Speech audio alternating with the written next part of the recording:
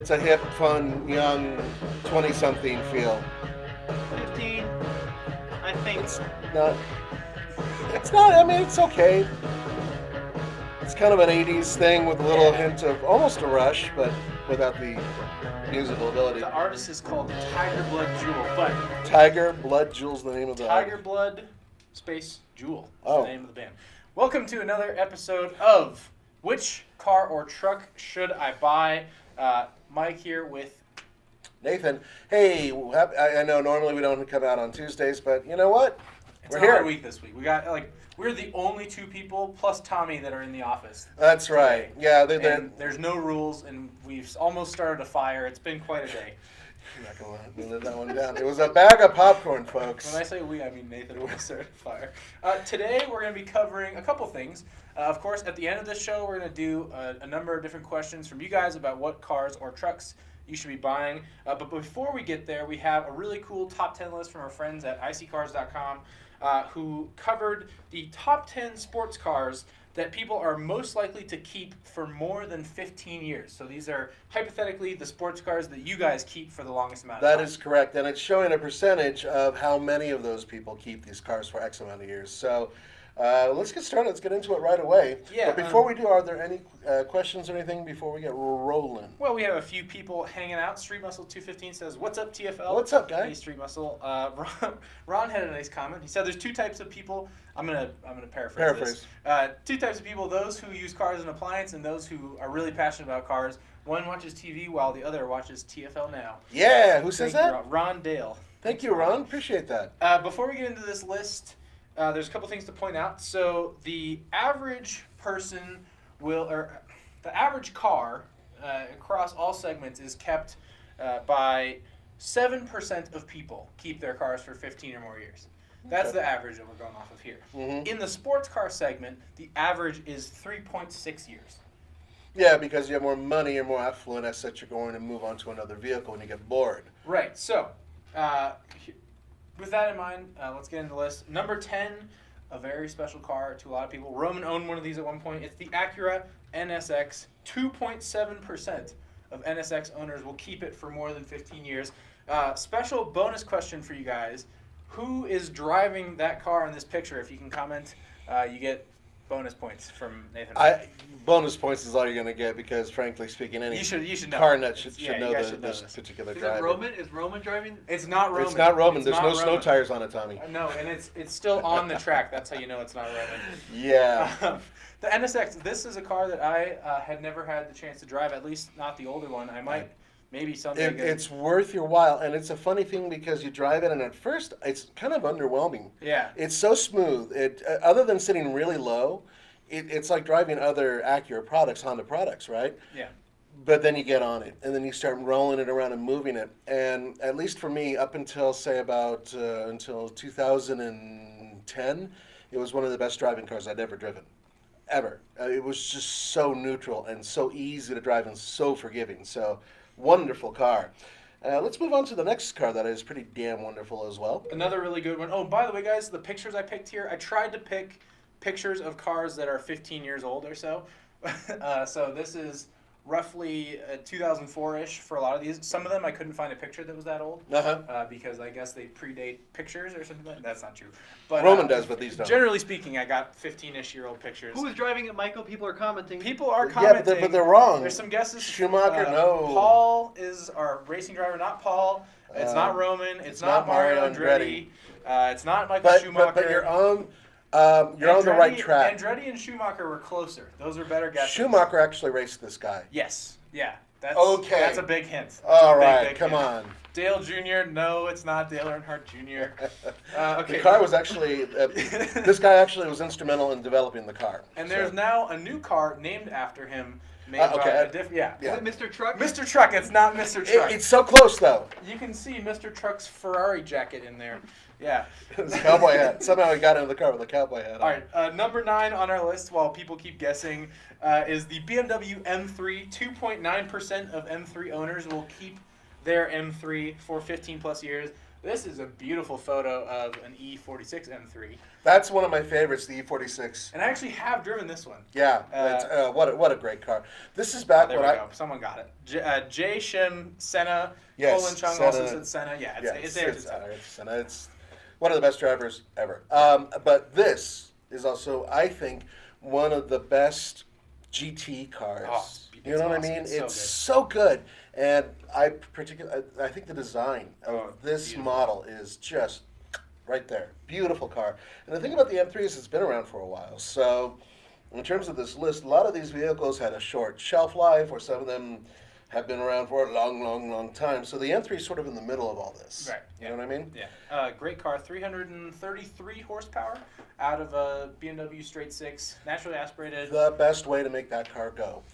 I know there was a V10. I know about all the other engines that they've had, but that straight six, there's something about the sound and the Sounds performance, good. and it was a really lightweight engine compared to some of the other ones out there too. Yeah. So I'm sure some people agree, some people disagree. Let us know. But let's move on to number 8, which is the Porsche 911. and you got Porsche Kid right here. One of my favorite cars of all time, for sure. Ever since he was a little bit, he would have a little Porsche toy in his hand while he was sucking his You know, thumb. my parents actually joked that my first word was Porsche. It wasn't. It was up, but Porsche was the close second apparently. You don't want to know what This my is first word this is the 996 generation, which is like famously one of the least popular ones. But Which it we happens to owned be- one exactly like that. It happens Is to that be the about picture of ours? No, it's Yeah, not that's Roman. Look, he's No, angry. that's not Roman. That's Oh. no.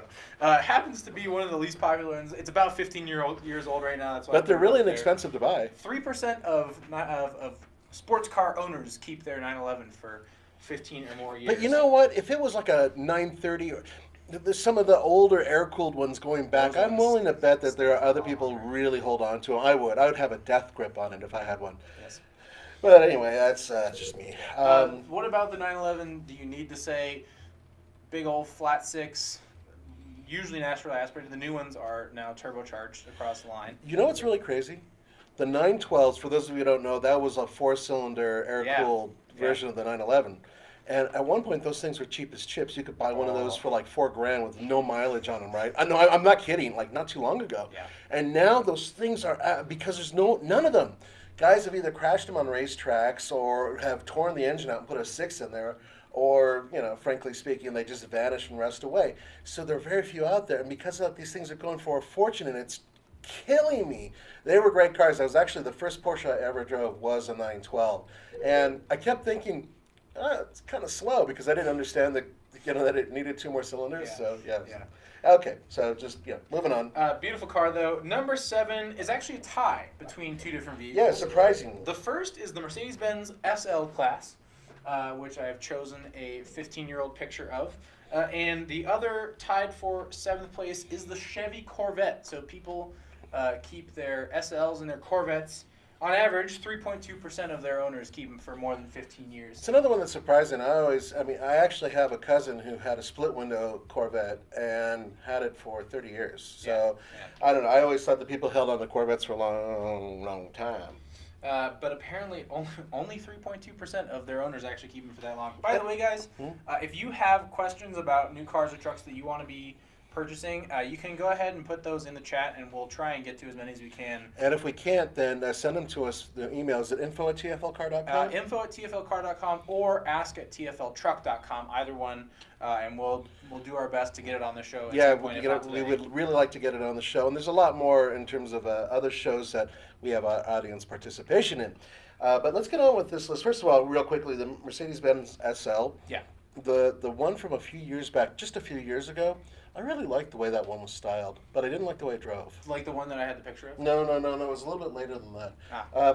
It doesn't matter. We'll move on. 2, one that you and I think would agree on, the Audi S4. Yeah, so because there was a tie, we're moving to number 5. The Audi S4, on average, 3.5% of S4 owners would keep their S4 for more than 15 years. This one really surprised me because I think that a lot of people think that Audi has a reputation for not being all that reliable. Really? Well, sometimes. But it's surprising to me that people keep their S4s for so long. I would have thought it would have been an RS4 that people would just hold on to with a death grip. But and who knows? Maybe I don't know for sure if when this poll was taken they didn't include the RS4 in this. which would be a completely different car. Well, this is the generation of S4s, if I'm correct, that the timing chain will go, and it's located in the back of the engine. And so when it goes at like 70,000 miles, when it always goes, you have to pull the engine. And The entire engine has to it's come like out. a $3,000 job. Yep. And it will happen every single time. And that's why I was surprised that people keep them for so long. But it is, I also know, a car that is well loved by its owners. I have seen so many S4s at SECA, special events and PDX and stuff like that. They're really good car for the people who are going to the track for the first time and really want something that they can just drive there comfortably and then it can really handle on the track. And it's relatively inexpensive to upkeep. I think an S4 is a really good choice. It'll be less expensive than an M3, that's for sure. True. All right, at number 4, again, we have a tie. This time, you were surprised about this one. Yeah. The Ford Mustang. This is the 0405 Ford Mustang and the BMW M5. Next to the Corvette, the Mustang is the oldest car on this list. And you would think that, guys with classic Mustangs would hold on to them, forever. I'm speechless, is what I am. So, and the M5 is a great car, of course. But this one, though, has a V10. But it's big got old that streaming V10. styling. You know, Tommy, see, didn't I your got mom have overlooked. the same? The styling-wise, the same. Yeah, Body style. that's one of those The Bengal designs. Yeah, it's a Bengal Bengal. design. I think they The look really Bengal good though. I design. think that they aged super well. I think this did age really well. My buddy's dad had one of these when I was a sophomore in college, Mhm. and I was visiting my friend for the week, and his dad let me drive one. It had the SMG, the single manual, whatever. It was like a direct. like a direct shift. It wasn't the manual one, but that engine was a screamer. That thing was really awesome. Every time I hear the term Bengal, I actually have to find a puppy on the street and kick it. So I'm a little bit different in terms of the difference between these boys. Oh, you're a Steelers fan. I was really confused for a second. But no, Bengal also Chris Bengal, the guy who designed it. Yeah. Oh, so now I need sure, to find right. 2 puppies. I mentioned it twice. Okay, all right. Look out the dogs. Well, we on the better not street. talk about the Patriots. Kittens. I'll start kicking kittens. Um, No, let's not talk about football right This now. M5 I love. The Mustang, big old V8. I don't know why. What's not to love? I had a 65, and I treasured it, and I got in trouble for racing, and it's a long story. But the point is that nowadays, they're still relatively inexpensive to find Fox body Mustangs Yeah. and older ones Yeah. and restore them and have them as a really good classic car you can hold on to and get some equity out of. But I'm really surprised that only this 3.6. 3.6% of their owners. That's keep them for more than 15 surprising years. to me. Once again, I expect to see these things sitting in a garage over years and years. All right. Well, for those of you who are Chevy fans, rejoice because apparently people like Chevy Camaros a little bit more than Mustangs. Yeah, number 3 on the list is the Camaro. Finally over the average, so 4.2% of Camaro owners will keep it for more than 15 years. My grandfather actually owned one of these Camaros right when it came out. I think he bought a 2010 SS. It was silver, had black stripes. Looked really cool. Not the easiest car to drive and see out of. No, he lives in Reno, so. Oh, it doesn't matter in Reno. Yeah, in Reno it's fine. I had an 84 with a V6 because God hated me. I think it's kind of a similar case between the Camaro and the Mustang in that it's one of those cars that's inexpensive to own, relatively speaking at least. You can get it with a giant V8 that makes lots of noise and lots of power, and they're just fun to drive. And typically speaking, they tend to be more reliable than some of the more complicated engines out there. When you grow up in Southern California, which is where I grew up, having a Mustang and or Camaro is a good idea. Having those vehicles with a 6-cylinder engine is a poor idea, at least back in the day. So, just a little piece of advice. Let's move on. We got Number a 2 lot was more to really cover. weird to me, dude. This one is I think the biggest What? surprise on Oh, the you list. know who's going to love this? Roman. Yeah, Roman's he going to will. love this one. Number 2 is the Audi TT. 5.1% of TT owners will keep it for more than 15 years. That's crazy. That is wild to me. Why is the TT such a long-staying item in someone's I garage? will tell you this. One of the earliest cars I drove as a journalist was the first generation TT. I brought it home, and it had that leather interior that's kind of like a the baseball glove? glove. Yeah. Oh, it's so And good. when my wife, she who must be a maid, sat in it, she freaked. And she's like, give me the steering wheel. And she was freaking out in the car. It really appealed to her, like in some crazy way. My mom She had like loved the psycho TT. eyes and stuff. Yeah. So I get it. Yeah. I get why some people would want to hold on to it, especially the first generation. Yes, so, yeah. But the driving dynamics, frankly speaking, I've never been a huge fan. I know they've improved. Oh! Ding. Cody Smith, Oh, $5. thank you, Cody. Thank you very much, Cody. Appreciate it. I'm waiting to buy a new Jeep Wrangler JL Unlimited Rubicon or a 2020 Jeep Gladiator Overland, both in red. Okay, excellent choice. We just produced a video that came out. When did the video with your dad come out on the I Love My Ride? You Love My Ride? Yeah, That was yesterday. Yeah, it came out yesterday. And that was on the JL Rubicon. It was a blue one. A two-door, a manual with it wasn't the Freedom top. What's the top? Kind of a called, mix Tommy? of two tops. It's like the soft top just over the driver. No, and passenger. it's That was the the best top. It's called a Sunrider. Sunrider. Right, That's, and that's just over the driver and passenger. The Yeah. rest of it was a hard top. So it's an unusual and kind of cool Jeep. Yeah. I highly recommend checking it out. It's on now, or is it Car. on? It's on on Car. TFL Yeah, Car. TFL Car. We'll All right, throw a link. so check that out. All right, Um, let's get to the last one. Before we do that, I think actually Cody brought up a good point. If you guys would like to support us, you can always donate to us through YouTube's Super Chat function. $5 will get you on the hood, although I'm pretty sure Cody has already Smith, been on right? the hood for a long time. Yeah. I see Cody Smith right there. Yeah, there you go. So thanks again, Cody. $5 gets you on the hood. 10 gets you a TFL truck bumper sticker. 25 gets you a TFL truck or TFL car patch. And then for $50, we'll send you a TFL trucker hat, signed or not signed. It's up to you. If you do donate to us over $10, please send an email to, again, info@tflcar.com or ask@tfltruck.com.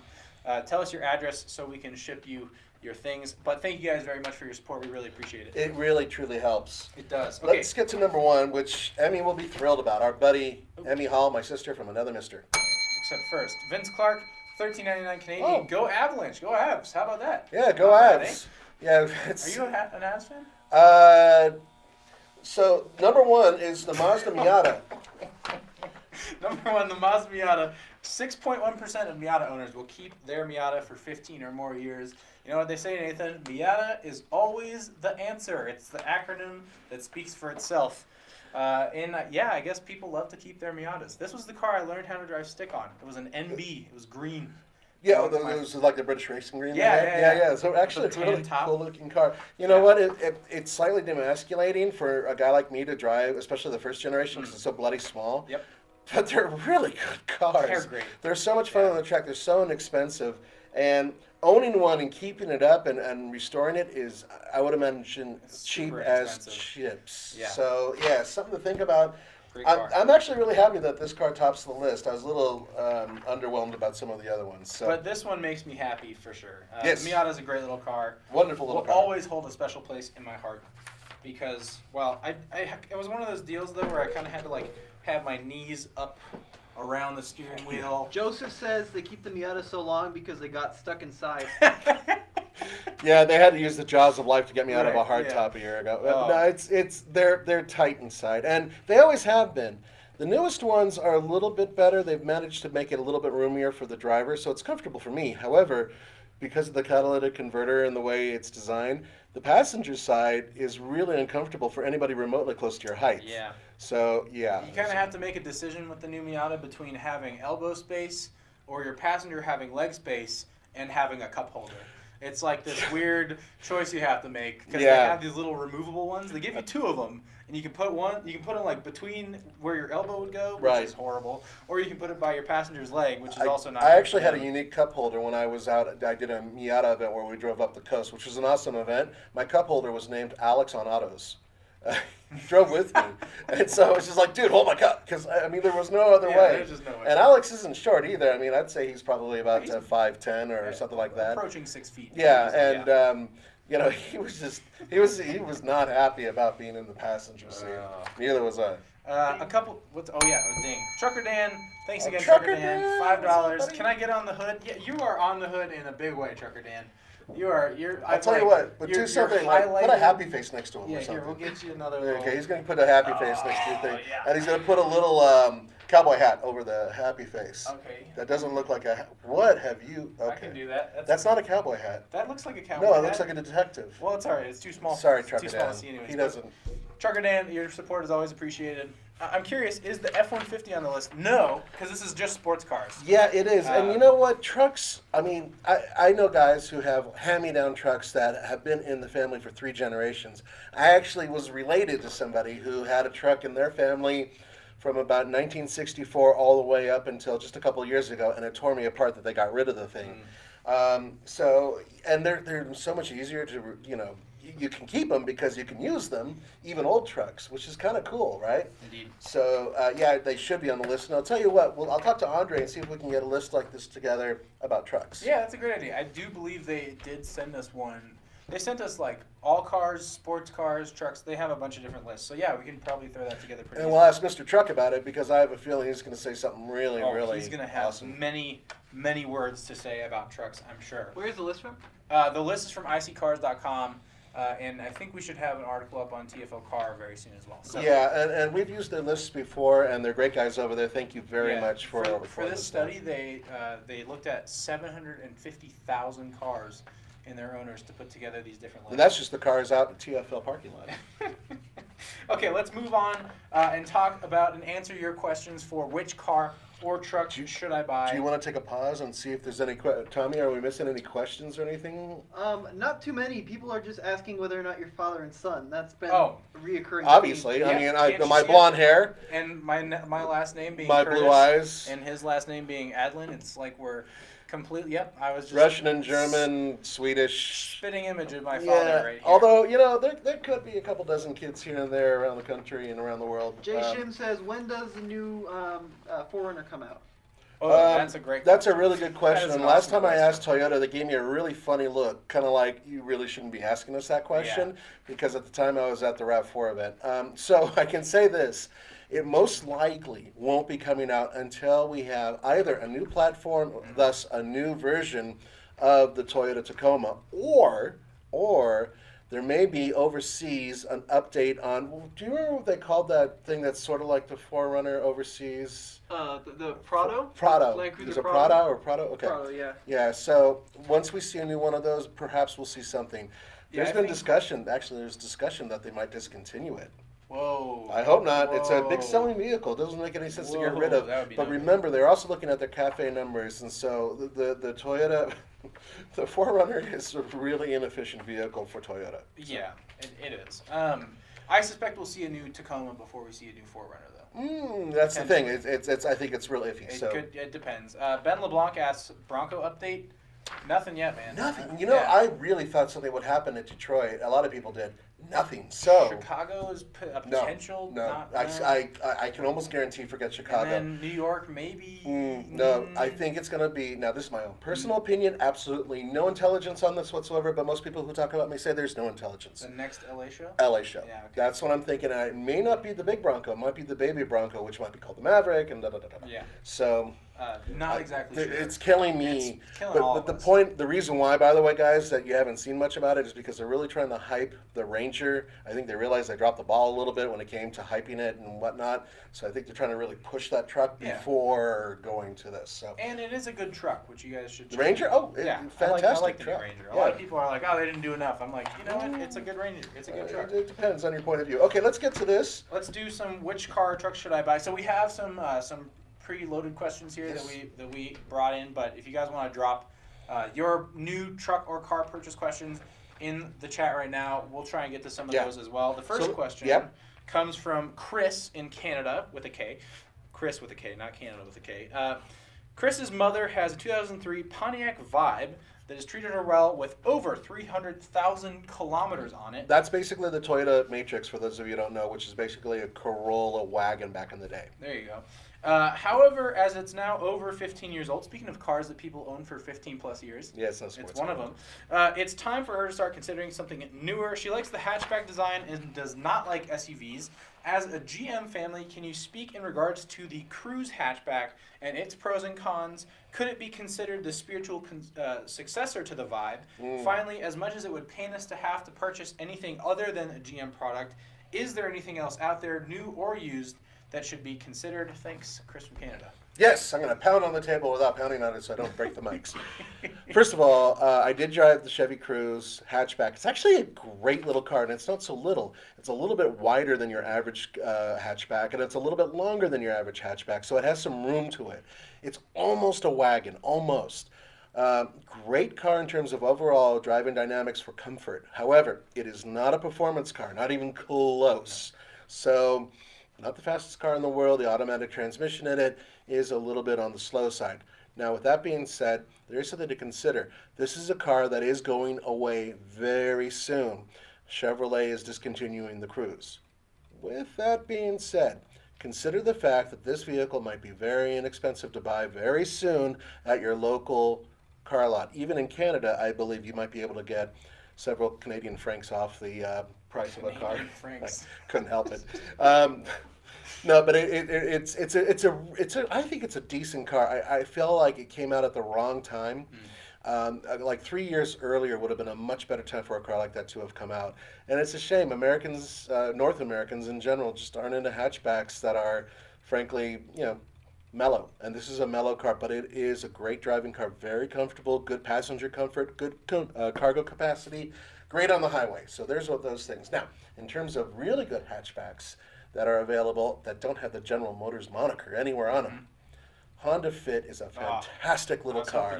You and I both agree that it's one of the best little cars in its class. Awesome. It can hold about as much as the Chevy Cruze, but it's so much smaller, and that's because it has a really, really utilitarian interior setup. The magic seats. I love the magic seats. And it drives great. It's not the most powerful car in the world, but it handles really good. So you can have a little bit of a sporty good time. You can get a manual transmission with it, which is awesome.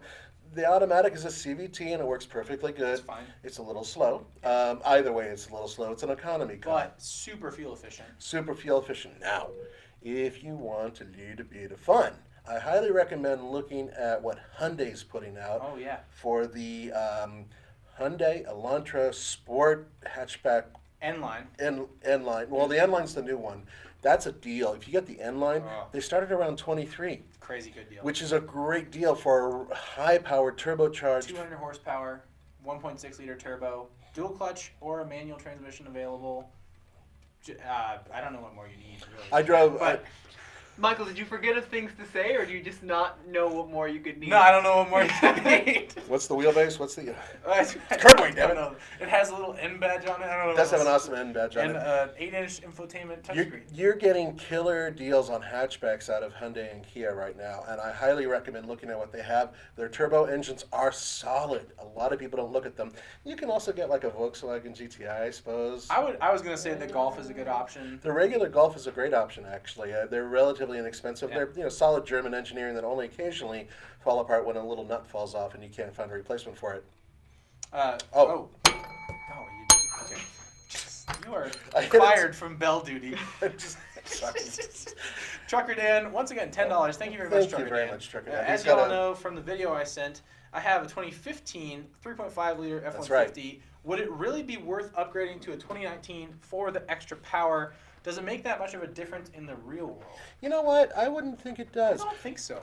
Let me give you just a real quick example. I was driving a 2.7 F-150. It was like a 3-year-old truck. And that one, I mean, the power's great. It's altogether a great truck. But then I drove the new one, and I didn't really feel a lot of a difference, even though the new one had a lot more power, because on day-to-day stop-and-go traffic and regular driving, both of them have awesome passing power, especially up here at high elevation. Yeah. If I recall, Dan, you're closer to sea level, and if that's the case, I don't really think any of those engines are going to make much of a difference over the one you currently have. You already have gobs of power, so I don't know about upgrading. I mean, really the only reason to do that is perhaps for their new infotainment system and their updated interior. I don't really see anything else that, Yeah.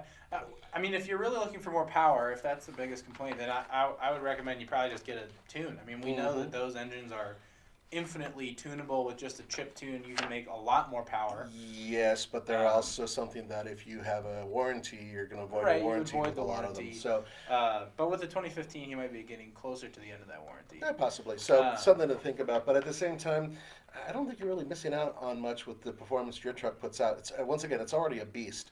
Yeah, I say keep the 2015. Yeah, at least another year or two, right? Yeah. Last question. Last question. Last Let's question. move over to Claire's, and we'll save the Rebel and Trail Boss for the next time. Yeah. This is from our friend Claire, and she had a question about an under $20,000 sporty car. Hi, Nathan and crew. Lots of fun. La la la. You guys are great. Awesome. Yes, we are. Nathan's so damn handsome. I am. Sorry. I've Not verbatim at all. I am a Fastlane fan ever since Emmy was first on. You guys crack me up. Yeah. I'm heading to veterinarian school, a big change of life, and I want a new car to accompany me.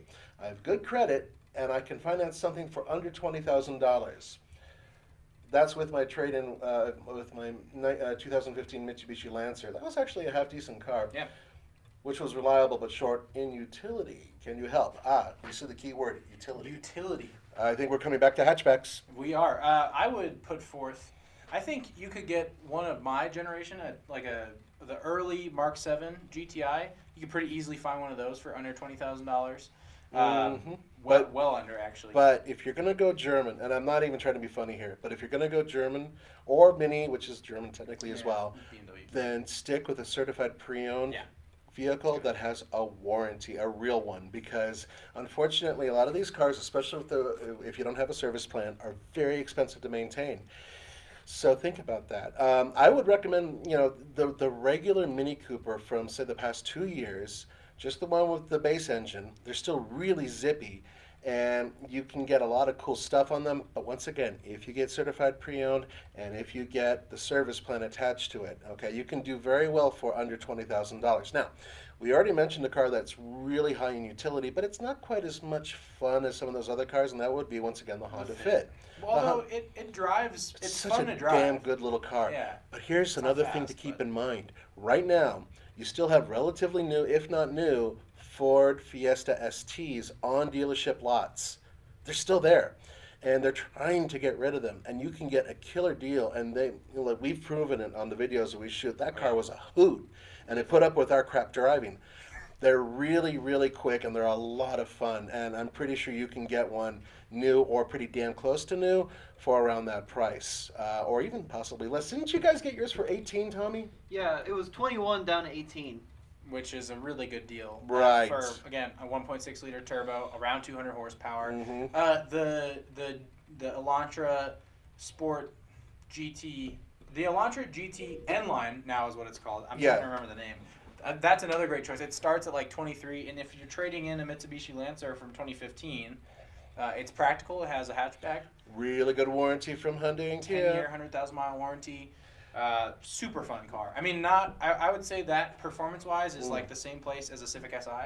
Not quite GTI performance. That's another one. You might be able to get last year's Civic for around that. The regular one with the turbocharged engine and the manual transmission So fun. is really quick. It's a great car, so I highly recommend that one as well. So I hope those have helped. We have to. Let's answer a couple more questions before we wrap up. Should we do this truck question? I did kind of want to get one truck question. Okay, what's the truck question? This one I think will be a relatively simple answer. It's our friend, what's his name? John. John says, "Hey TFL, I have recently been looking into buying a new truck, and the Ram Rebel and Chevy Trail Boss are two that I'm interested in. Okay. There are features, exterior and interior, that I have high interest in, but cannot justify sacrificing some other features on the truck. I'm taking every option, feature, inch, and edge of each truck into consideration for what I'll drive next. Would there be any way you can help differentiate even further some things in each vehicle, good and bad, that'll help finish the evaluation? Thanks so much, John." So, Okay, John. yeah. Well, Trail here's the Boss good news. or Rebel? We've driven both. We have a lot of experience with both of these vehicles. Yeah. And Rebel, buy the Rebel. We're done. Okay, sign off. Let's go into this a little further. So, Okay, no. The Ram Rebel. The reason why we got it, aside from the fact we haven't had, we bought a Ram Rebel. haven't. We're talking about a vehicle that has one of the best interiors in its class. We are talking about a very comfortable vehicle to drive, and one that's very capable off-road. Its capabilities and the Trail Boss's capabilities are neck and neck. They're very close. Yeah. So what you're looking at, to a certain degree, is a question of power. Now, the Trail Boss and the Ram, they're a little different in terms of the power delivery department, whereas you have a regular V8 basically inside of the Trail Boss. You have the e-torque V8 inside of the Hemi. So Does it make much of a difference? I'm inclined to think not so much. I don't really think the e-torque has really done much to blow my skirt up, frankly. It's interesting in that it's like I don't notice it really ever. I think it does its job very well, and it might give you an extra 1 or 2 mpg. We're still trying to discover what the MPG gains truly are. I think it makes stop-start much better in that it can still run things like the AC. It doesn't defunction your car when the engine is stopped at all. Right. As a result of the stop-start. On the other hand, though, the Chevy, the Trail Boss, could have cylinder deactivation. Yep. Which also helps with efficiency. Yeah, that can help. Now, there's a big difference between the two of them. That's transmissions. Whereas you have an 8-speed with the Ram, which is a decent 8-speed. Fine transmission. You get a 10-speed with the Chevrolet, and both of them have been good. Have proven to be pretty good.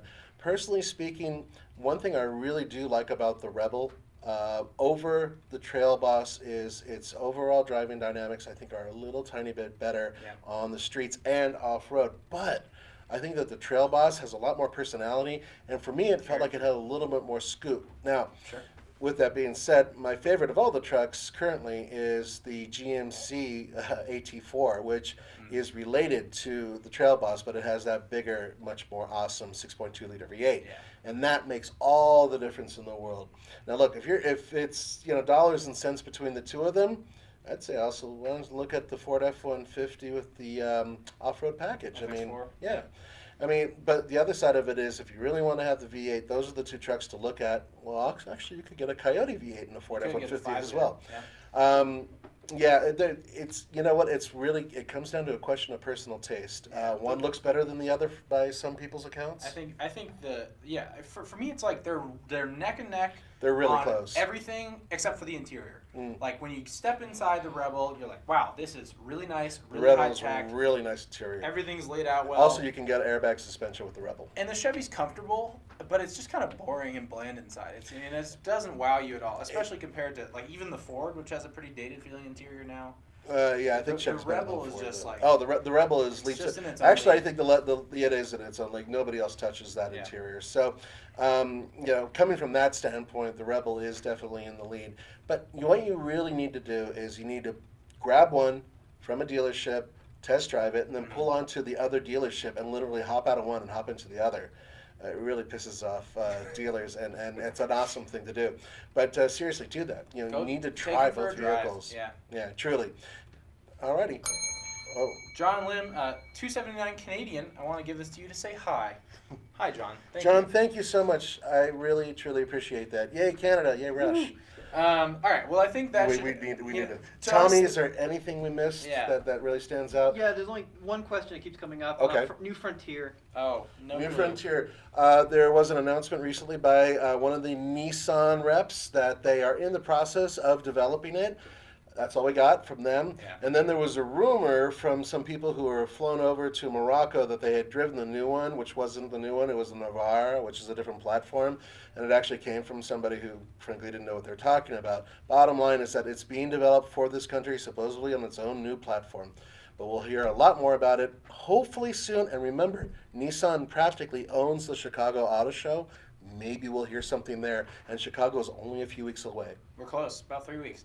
All right, guys, I think that should do it for today's show. Thank you so much for watching. We appreciate it, guys. We're going to look at your comments. And by the way, I think we're coming back tomorrow with another broadcast. Unconfirmed. Not sure. Are we tomorrow? Unconfirmed. Unconfirmed. It is. Not sure about that. It's currently not confirmed. It's It's like to be DD. Are you here, Nathan? Mm-hmm. Are you here? I'm here. We'll be here tomorrow. All right, we're going to be here tomorrow. All right, we'll be doing a show tomorrow. All right, I'm going to play us out. All right, play us out. Ready? Come on, homie. It's the same song one more time. Come on, son.